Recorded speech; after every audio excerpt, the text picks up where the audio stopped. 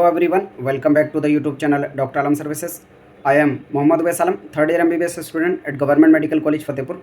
तो अभी इस वीडियो में बात करने वाला हूँ यूपी नीट के एक इम्पॉर्टेंट अपडेट के बारे में, जो कि कल आया था और बाकी अदर वीडियोस बनाने की वजह से मैं उसको कवर नहीं कर पाया था। और बहुत सारे स्टूडेंट की इसके रिगार्डिंग क्वेरी आ रही है, क्योंकि सभी ने ये नोटिफिकेशन देख लिया है और सभी कॉलेजेस पर ये अपडेट दे दिया गया है। तो वो जितने भी स्टूडेंट ने एडमिशन ले लिया है उनको इसके बारे में बता रहे हैं। तो क्या है नए रूल कॉलेज को रिज़ाइन करने के और क्या है रूल अपग्रेडेशन करने के, पूरा इस वीडियो में देखेंगे। जो लोग भी नए हैं चैनल पर वो चैनल को सब्सक्राइब करें, वीडियो को लाइक करें और अपने फ्रेंड्स में ज़रूर शेयर करें। नोटिफिकेशन के लिए आप ऑफिशियल वेबसाइट पर आएंगे और लेटेस्ट अपडेट वाले सेक्शन में देखेंगे। तो ये नोटिफिकेशन कल आया था, important notice on resignation by candidate admitted through first round of NEET UG counselling 2024, यानी फर्स्ट राउंड में जिनको भी कॉलेज मिला है, अब वो चाहे गवर्नमेंट में लिया हो उन्होंने या फिर प्राइवेट में, तो ये सेम प्रोसेस उनके लिए रहने वाला है। यहाँ से मैं आपको एक बार दिखा देता हूँ। जब आप नोटिफिकेशन डाउनलोड करेंगे तो कल शाम ये नोटिफिकेशन आया था, यहाँ से देख सकते हैं। नीट यूजी में जितने भी स्टूडेंट ने एडमिशन लिया है त्यागपत्र देने से रिलेटेड, त्यागपत्र का मतलब होता है कि रिज़ाइन करना, यानी जिस सीट पे आपने एडमिशन लिया था आप उसको छोड़ना चाहते हैं, तो रिज़ाइनेशन से रिलेटेड है ये। तो यहाँ पर क्या बोला गया है, यूपी नीट यूजी 2024 की प्रथम काउंसलिंग से प्रवेशित अभ्यर्थियों को सूचित किया जाता है कि यदि वे अपनी प्रवेशित सीट से त्यागपत्र देना चाहते हैं तो द्वितीय चक्र की काउंसलिंग की चॉइस फिलिंग से 2 दिन पहले अर्थात 12/9/2024 को 5 बजे तक अपनी सीट से त्यागपत्र दे सकते हैं। यानी जिन्होंने अभी यूपी नीट की काउंसलिंग में चाहे गवर्नमेंट, प्राइवेट, MBBS, BDS जो भी कोर्स में एडमिशन लिया हो, अभी फर्स्ट राउंड में उन्होंने एडमिशन ले लिया है और वो उस सीट को छोड़ना चाहते हैं, तो उस सीट को अगर छोड़ना चाहते हैं तो उनको टाइम दिया गया है 12 सितंबर तक का।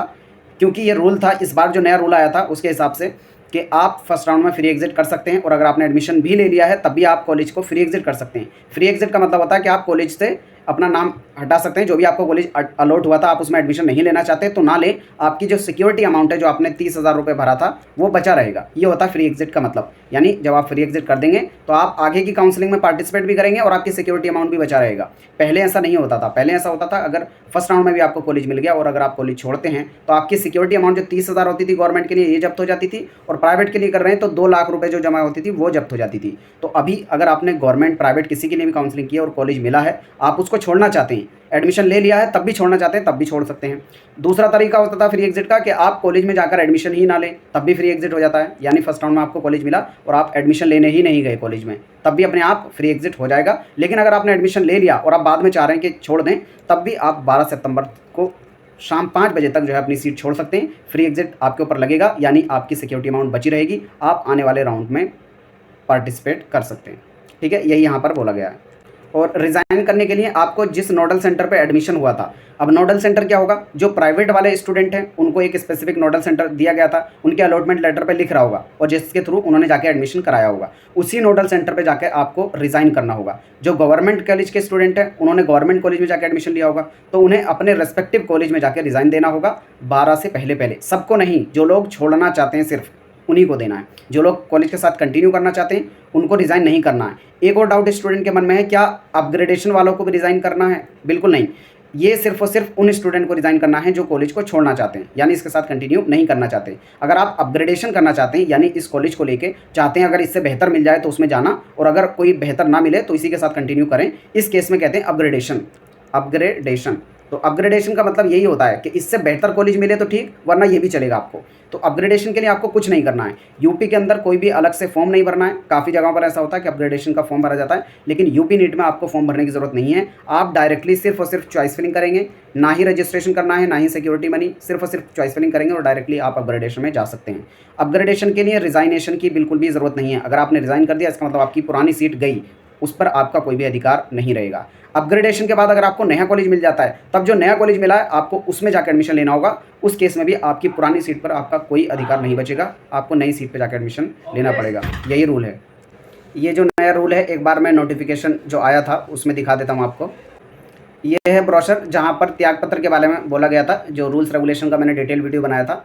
जिन लोगों ने उसको देखा होगा उनको ऑलरेडी पता होगा। तो यहाँ पर फर्स्ट राउंड में अगर आपको रिज़ाइन करना है तो इसमें साफ बोला गया है कि सेकेंड राउंड की चॉइस फिलिंग स्टार्ट होने से 2 दिन पहले तक आप रिज़ाइन कर सकते हैं।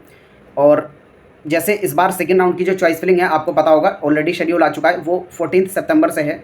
तो 14 सितंबर से चॉइस फिलिंग है सेकेंड राउंड की, उससे 2 दिन पहले यानी 12 सितंबर तक सभी लोग रिज़ाइन कर सकते हैं जो लोग सीट छोड़ना चाहते हैं। मैं फिर कह रहा हूँ, अगर आप अपग्रेडेशन करना चाहते हैं रिज़ाइन करने की कोई ज़रूरत नहीं है, उसी कॉलेज में पढ़ना चाहते हैं रिज़ाइन करने की कोई ज़रूरत नहीं है, अगर आप उसमें पढ़ना ही नहीं चाहते तब रिज़ाइन करना होगा आपको, ठीक है। और इस केस में आपका फ्री एग्जिट माना जाएगा, यहाँ पर आप देख सकते हैं फ्री एग्जिट की सुविधा है, यानी अगर आप अभी 12 तारीख तक कॉलेज छोड़ते हैं तो आपकी सिक्योरिटी अमाउंट बचा रहेगा, आप डायरेक्टली सेकेंड राउंड में पार्टिसिपेट कर सकते हैं। और इसके बाद अब जो फ्री एग्जिट का मौका आगे भी मिलता है, लेकिन उस केस में आपकी सिक्योरिटी चली जाती है या फिर फीस जब्त कर ली जाती है। ये डिटेल में मैंने रूल्स को सबको कवर किया था, अगर आपने वो वीडियो नहीं देखी है जिसमें मैंने पूरा 28 मिनट में कवर किया था पूरी सभी रूल्स को राउंड वाइज, आप उसको देख सकते हैं। उस वीडियो का लिंक नीचे डिस्क्रिप्शन में दे दूंगा। कोई भी आपको क्वेरी आती है, डाउट आता है तो आप नीचे डिस्क्रिप्शन पूछ सकते हैं। बाकी बहुत सारे स्टूडेंट का नए कॉलेजेस को लेकर भी डाउट था कि कब ऐड होंगे या नहीं होंगे, तो उसी के रिगार्डिंग अभी हम वेट कर रहे हैं कि कोई ऑफिशियल नोटिफिकेशन आए। ऑल इंडिया कोटा काउंसलिंग का जो चॉइस फिलिंग है वो भी डिले हो गई है और पिछले 2 दिन से उसकी सीट मैट्रिक्स भी डिले हुई है, वरना 5 तारीख को अभी तक सीट मैट्रिक्स आ जाना चाहिए था, अभी तक नहीं आया। तो उसी में वेट कर रही है एनएमसी से कोई नोटिफिकेशन आए और कॉलेजेस ऐड हो जाएं फाइनली, तो उधर से जो नोटिफिकेशन आएगा तभी आपको बताएंगे, लेकिन चांसेस पूरे हैं कॉलेजेस के ऐड होने के, तो सब लोग निश्चिंत रहें। जैसे कोई अपडेट आता है आपको सबसे पहले इसी चैनल पर मिलेगा। सब लोग चैनल के साथ बने रहें। मिलते हैं नेक्स्ट वीडियो में। Thank you.